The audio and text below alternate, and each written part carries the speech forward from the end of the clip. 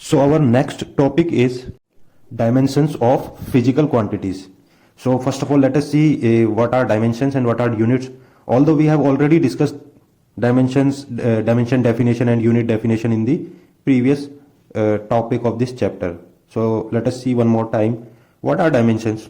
You can say a dimension is a measure of a physical quantity without numerical values. किसी का measurement कर रहा हूँ, suppose करिए ये एक मेजरिंग स्केल है. अगर मैं इसमें मेजरमेंट कर रहा हूं बिना किसी फिजिकल वैल्यू के, इसे measure of physical quantity without numerical values is known as dimension. और फिर यूनिट क्या होगा आपका? जब आप उसको एक नंबर असाइन कर देंगे. सपोज करिए इसकी लेंथ जो है 1 सेंटीमीटर है. जब आपने इसको सेंटीमीटर बोला, सेंटीमीटर मीन्स डायमेंशन. और जब आपने उसको 1 सेंटीमीटर बोला या 2 बोला तो 2 इज द यूनिट. जब आपने उसको एक नंबर असाइन कर दिया that will become a unit. So length example में ले लेते हैं. Length is the dimension, but centimetre, metre, kilometre ये सब क्या है आपके? यूनिट. अगर आपने बोला कि ये डायमेंशन मेरी कितनी है, क्या डायमेंशन है? लेंथ है, टाइम है या मास है, तो वो आपकी डायमेंशन हुई. और अगर आपने बोला कि इतने सेंटीमीटर, यानी कि आपने डिफाइन कर दिया, वो क्या बन गया आपका? सेंटीमीटर. यानी कि एक वैल्यू बन गई है, वहां पर एक नंबर आ गया है. 1 सेंटीमीटर, 2 सेंटीमीटर, 3 सेंटीमीटर, 1 मीटर. तो ये क्या होगा आपका? ये यूनिट को डिफाइन करेंगे आपकी. अब इसमें हम देखते हैं प्राइमरी डायमेंशन हमने बताया था और एक सेकेंडरी डायमेंशन. प्राइमरी डायमेंशन आपकी जो होती है वो बेस डायमेंशन होती है. क्या बताया था हमने? प्राइमरी और बेस डायमेंशन. दूसरी होती है आपकी डिराइव्ड, जो कि इन्हीं से ड्राइव करके मिलती है, ड्राइव्ड डायमेंशंस. और यू कैन से सेकेंडरी डायमेंशन भी आप इनको बोलते हैं. ड्राइव्ड क्यों बोल रहे हैं? क्योंकि इन प्राइमरी से ड्राइव करके ये वाली डायमेंशंस आई है. इसका एग्जांपल आपका है जैसे फोर्स.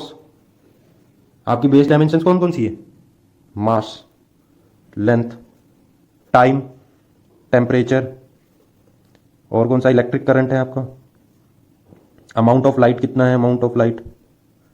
देन फिर आपका आता है 7 नंबर पर अमाउंट ऑफ मैटर, जिसको आप मोल में डिफाइन करते हैं. अमाउंट ऑफ लाइट को आप कैंडेला में करते हैं. इलेक्ट्रिक करंट एम्पेयर है. Temperature kelvin. Time second. Length metre. Mass kilogram. So these are the 7 base units, और sorry you can say 7 base dimensions. Unit क्या है इनकी? किलोग्राम, मीटर, सेकंड, ये सब है आपकी, जो कि एसआई यूनिट्स हैं. देन फिर आपका ड्राइव्ड यूनिट में फोर्स आ गया. फोर्स को मैं क्या लिख सकता हूं? F equal to ma. तो इसमें ये क्या हुआ कि मास आपका क्या है? m से डिनोट कर रहे हैं हम मास को. एक्सीलरेशन आपको मीटर पर सेकंड, यानी कि metre length second square t की पावर -2 ml t-2. अभी इसको समझाएंगे कैसे होता है और इसका सिग्निफिकेंस क्या है डायमेंशन एनालिसिस का. हम पढ़ क्यों रहे हैं ये सब हम देखेंगे और समझेंगे. इनका एप्लीकेशन क्या है, पढ़ क्यों रहे हैं, कहां पर इनका यूज है, तो वो सब हम देखेंगे. बेसिकली अभी आप ये समझ लीजिए ये मेरी ड्राइव्ड यूनिट है. ड्राइव्ड यूनिट इन्हीं से ही मिलकर बनती है, इन्हीं से ही निकल के आती है. That's why we call them derived unit. इसमें बस आपको इनिशियली ये जरूर याद रखना कि ये प्राइमरी डायमेंशन है और ये मेरी ड्राइव डायमेंशन है. तो प्राइमरी डायमेंशन 7 होती हैं आपकी, इनको याद रखो, और ये इनसे निकल के आती है. देन आपके न्यूमेरिकल्स आते हैं इसके ऊपर, और न्यूमेरिकल बहुत ही इजी न्यूमेरिकल्स होते हैं और आप आसानी से उनको सॉल्व कर सकते हैं. आपने यहां पर एक चीज नोट करी होगी, हमने फोर्स को लिखा mlt-2. हमने कहीं पर भी इनकी बात नहीं करी कि कितना फोर्स, 1 न्यूटन, 2 न्यूटन, कुछ नहीं हमने बात किया. तो जैसा कि इसकी डेफिनेशन में लिखा है, dimension is a measure of physical quantity without values. So यहां पर मैग्नीट्यूड का या वैल्यू का कोई सिग्निफिकेंस नहीं है, कोई रेलेवेंस नहीं है. That's why we are, because we are studying only dimensions. तो यहां पर हम केवल डायमेंशंस के बारे में बात करेंगे, यहां पे कोई मैग्नीट्यूड नहीं आएगा. और हर चीज को हम चाहे आपकी वेलोसिटी है. वेलोसिटी क्या होता है आपका? डिस्टेंस अपॉन टाइम, या आप ऐसे लिखते हैं d/t. तो डिस्टेंस का यूनिट क्या है आपका? डिस्टेंस को आप किस में मेजर करते हैं? या तो मीटर में करते हैं, सेंटीमीटर, किलोमीटर. बट उसका डायमेंशन क्या है डिस्टेंस का? लेंथ. तो यहां पर हम लेंथ से डील करेंगे. Time second. टाइम क्या है आपका? सेकंड उसका यूनिट है, और टाइम को हम यहां पर t से ही डिनोट करते हैं, तो ये रखेंगे हम t. अब यहां पर अगर मैं इसको देखता हूं तो mlt-1, L1, m नहीं है 0, तो हम इसको ऐसे भी लिख सकते हैं lt-1. तो ये अंडरस्टूड है यहां पर कि इसकी पावर 1 है. जब आप इस फॉर्म में लिख रहे हैं तो यहां पर आप 0 लगाएंगे m पे, क्योंकि 0 है, या मास की कोई रेलेवेंस नहीं है वेलोसिटी के केस में. तो यहां पर केवल डायमेंशंस के साथ डील करते जाएंगे हम और अपना प्रॉब्लम सॉल्व करते रहेंगे. नेक्स्ट आता है आपका डायमेंशनल होमोजेनिटी. ये एक लॉ समझ लीजिए, एक लॉ है डायमेंशनल होमोजेनिटी का. मतलब ये लॉ क्या कहता है आपका? एक सिंपल सा एग्जांपल ले लेते हैं. सपोज करिए आपके पास एप्पल है. क्या आप एप्पल एक एप्पल प्लस सेकेंड, इन एप्पल्स के अंदर ऑरेंज को ऐड कर सकते हैं क्या? एप्पल एप्पल ऑरेंज, ये कभी भी आप ऐड नहीं कर सकते। This is the universal truth. आप इसको ऐड करके नहीं लिख सकते। So similarly there is a dimensional homogeneity. अगर आपकी यूनिट सेम नहीं है तो डायमेंशनल होमोजेनिटी आपको क्या बताता है? Every additive term in an equation must have the same dimension. So every additive term in an equation must have same dimension. उनकी डायमेंशंस कैसी होनी चाहिए? सेम होनी चाहिए, अदरवाइज आप उनको ऐड नहीं कर सकते। एक एग्जांपल ले लेते हैं, चेंज इन टोटल एनर्जी का एक एग्जांपल ले लेते हैं। Suppose this is change in total energy equals to, मैंने कहा इंटरनल एनर्जी चेंज। भाई एनर्जी तो कई टाइप की होती है, kinetic energy, potential energy, internal energy, but है तीनों energy. This is internal energy, मैंने कहा change in kinetic energy plus change in potential energy. So all three have the same unit, same dimension, not the unit, same dimensions. Dimension क्या है इसका? Energy. Energy का, energy आपका क्या हो गया? एनर्जी किस फॉर्म में आएगी? या तो टेम्परेचर की फॉर्म में आएगी, पर आएगी तीनों में सेम ही। तीनों में क्या है? एनर्जी है। तो that's why we can add this change in total energy as per dimensional homogeneity law. अभी इसको प्रूव कर लेते हैं कि ये कैसे हम बोल रहे हैं कि डायमेंशनल होमोजेनिटी लॉ क्या है। चेंज इन टोटल एनर्जी में हम इसको अप्लाई करते हैं। Suppose we have two system, system 1, system 2. System 1 having sum of energy, internal energy plus kinetic energy, potential energy. Similarly for system 2, U2 KE plus PE. So we are trying to calculate the change in kinetic energy, or change in total energy. Change in system 1, system 2, E2 minus E1 will be delta E, U2 minus U1 delta U, KE2, PE2, 1, 1. तो ये इनका difference आ जाएगा। Now we have to go with the dimensional homogeneity, जो कि कहती है every additive term in equation must have the same dimension. इन तीनों का सेम डायमेंशन होना चाहिए। Now let us write these quantities in terms of the measurable quantities. Measurable quantities such as like you can say the speed, elevation, or in terms of the thermodynamic properties as well, like temperature and all that. So let us write delta U will be equals to m U2 minus U1. So this is the specific internal energy. Small u आपका क्या था? Internal energy. If you multiplied it by the mass, then it will become a specific internal energy. Similarly, delta kinetic energy equals to half m v2 square minus v1 square हो जाएगा आपका। Then potential energy आपकी क्या होती है? mg h, depth हमने ले लिया या एलिवेशन हमने ले लिया है z2 minus z1। Now you can see from this equation, if I will talk about this equation, it is straightforward. You can calculate the dimensions of each and every part. कैसे calculate करेंगे? अगर मैं delta E बोलता हूं, delta E आपका क्या है? Energy. और एनर्जी आपकी क्या है? Force into length, force into length. Then it is, अगर मैं इसको डायमेंशन की फॉर्म में लिखता हूं, then it will be equal to ml square upon T square. इस टाइप से लिखेंगे। देन अगर मैं डेल्टा U की डायमेंशन लिखता हूं, डेल्टा U क्या है? आपका मास है, फिर आपका energy divided by mass. Mass से मास तो वैसे कैंसिल हो गया, तो एनर्जी इक्वल टू एनर्जी आ रहा है। So it is again ml square upon T square, same चीज है। Then delta kinetic energy equal to mass into length का स्क्वायर डिवाइडेड बाय टाइम का स्क्वायर। ये हो गया आपका। देन इसकी यूनिट क्या बनेगी आपकी? Again ml square upon T square, ml square upon T square. Similarly for delta PE equals to mass, potential energy आपका क्या हो गया? मास इंटू जी आपका मीटर पर second square, length upon time का स्क्वायर, z2 माइनस z1 आपका length आएगा। इसकी यूनिट क्या हो गया आपकी? लेंथ। देन अगेन ये क्या हो गया आपका? ml square upon T square. तो सभी का डायमेंशन क्या हुआ? सेम है। ये भी सेम, ये भी सेम और ये भी सेम। तो हमारा इसका डायमेंशनल होमोजेनिटी क्या बोलती है?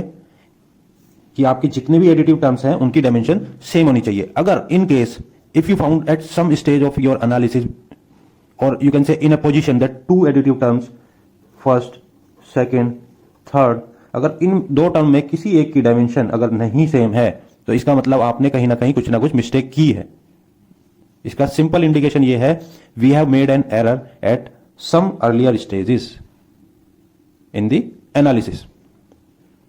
तो इसका एक एग्जांपल देख लीजिए कि अगर नॉन होमोजीनियस है, उस केस में क्या हो सकता है? तो आपको उसको पहले होमोजीनियस बनाना पड़ेगा। सपोज करिए अगर एनर्जी की यूनिट आपको मैंने दे दिया, एनर्जी की यूनिट मैंने आपको दे दी, सपोज करिए जूल या न्यूटन मीटर या आप कह लीजिए केजी मीटर स्क्वायर पर, ये तीनों की तीनों यूनिट आपकी एनर्जी की है।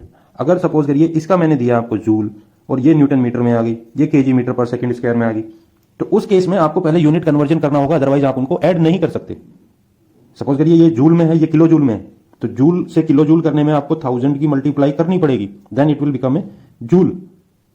तो डायमेंशनल होमोजेनिटी यही बोलती है कि आपको जो एडिटिव टर्म है उनकी यूनिट्स सेम होनी चाहिए, अदरवाइज आप उनको ऐड नहीं कर सकते। Next is non-dimensionalization of equations. So the law of dimensional homogeneity guarantees that every additive term in an equation has the same dimension. अभी हमने जो डायमेंशनल होमोजेनिटी पढ़ी थी उसके अंदर क्या था, डायमेंशनल होमोजेनिटी हमें क्या है, गारंटी देता है, किस चीज की गारंटी देता है, guarantee that every additive term, जितनी भी एडिटिव टर्म्स हैं उनकी यूनिट क्या है आपकी, सेम होगी। एवरी एडिटिव टर्म, आपको डायमेंशनल होमोजेनिटी ने क्या दिया, गारंटी दी कि every additive term has the same dimensions, उनकी डायमेंशन सेम होगी। ठीक है, इसी चीज को फॉलो करते हुए हम आगे बढ़ते हैं, नॉन डायमेंशनलाइजेशन ऑफ इक्वेशन करते हैं। अगर दो चीजों की यूनिट सेम है, सपोज करिए एक की है आपकी dimension centimetre, we are talking about the dimensions not the unit. Second की जो डायमेंशन है विच इज ऑल्सो सेंटीमीटर, क्योंकि डायमेंशनल होमोजेनिटी ने बोला है कि सेम डायमेंशन होनी चाहिए तभी मैं ऐड करूंगा। ठीक है, अब क्या है, ये दो टर्म है, अब मुझे इसको नॉन डायमेंशनलाइजेशन करना है, देन अगर मैं इसको डिवाइड करता हूं centimetre divided by centimetre, then there will be no dimension. तो ये क्या हो जाएगा आपका डायमेंशन लेस। जैसे कि आपने स्ट्रेन के लिए पढ़ा था, स्ट्रेन क्या था आपका, change in length upon original length, ऊपर भी मीटर था या एमएम था, जो भी था, नीचे भी एमएम था आपका, तो ये क्या थी आपकी यूनिटलेस और डायमेंशनलेस, यूनिटलेस नहीं डायमेंशनलेस, बिकॉज यूनिट तो है एमएम पर एमएम बट डायमेंशन नहीं है उसकी कोई। ठीक है, तो इस टाइप से हम नॉन डायमेंशनलाइजेशन करते हैं, बट पहले इसको फॉलो करना पड़ेगा कि हमें जितनी भी मेरी टर्म्स हैं जिनका एडिशन हो रहा है एक इक्वेशन के अंदर, उनकी डायमेंशन सेम होनी चाहिए। फिर एक आता है आपका नॉर्मलाइज्ड इक्वेशन। अगर किसी नॉन डायमेंशनल टर्म एक इक्वेशन के अंदर यूनिटी का ऑर्डर है जिसका, सपोज करिए अभी जो मैंने सेंटीमीटर से सेंटीमीटर डिवाइड किया है, तो इसका ऑर्डर क्या है, यहां पर 1 है, यूनिटी है। सो इस टाइप की इक्वेशन को हम नॉर्मलाइज्ड इक्वेशन बोलते हैं, जिसमें कि आपका जो एडिशन के दौरान नॉन डायमेंशनलाइज्ड टर्म है इक्वेशन में, उसका ऑर्डर यूनिटी है, तो हम उसको नॉर्मलाइज्ड इक्वेशन बोलते हैं। सो ये आपको याद रखना है, each term in a non dimensional equation is dimensionless. हर एक टर्म जो है एक नॉन डायमेंशनल इक्वेशन में डायमेंशन लेस होती है, उसकी कोई डायमेंशन नहीं होती, और इसी को बोलते हैं नॉन डायमेंशनलाइजेशन ऑफ इक्वेशन। अभी हम ये एक एग्जांपल भी लेंगे, उसको हम नॉन डायमेंशनलाइज कैसे करते हैं किसी भी इक्वेशन को, जैसे मेरी बर्नौली इक्वेशन है या मेरी कोई फोर्स की इक्वेशन है, जो बड़ी बड़ी मेरी इक्वेशंस हैं उनको हम नॉन डायमेंशनलाइज कैसे करते हैं और क्यों करते हैं। So here we will see how to non dimensionalize a equation.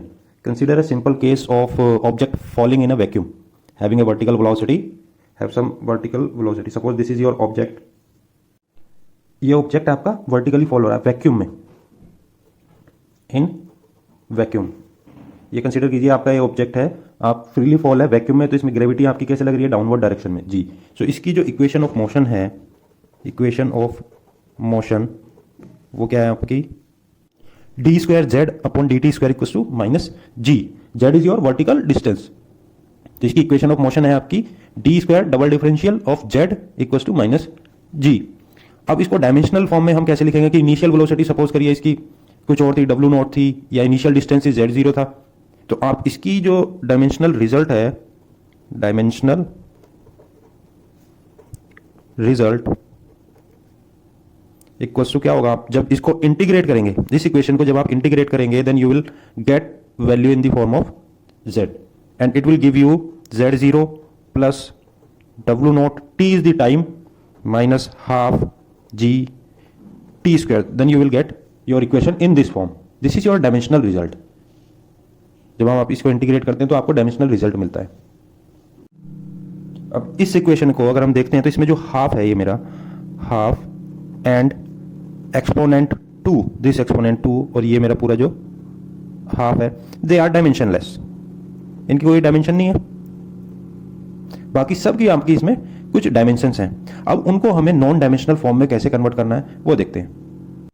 First step is the primary dimensions of all parameters. आपके जितने भी पैरामीटर हैं उनकी प्राइमरी डायमेंशन क्या है? z एक डिस्टेंस है, देन l, t टाइम है t, z0 again distance l, w naught is your initial velocity metre per second l by t, g is आपका एक्सेलरेशन है l by t square metre per second square. Second step क्या है आपका? 2 scaling parameters हैं इसके अंदर, एक z है एक t है, g आपका कांस्टेंट है, तो आप z और t को स्केल कर सकते हैं इसके अंदर। अब कैसे करेंगे? z और t को non dimensionalised variable z star और t स्टार हमने एज्यूम किया।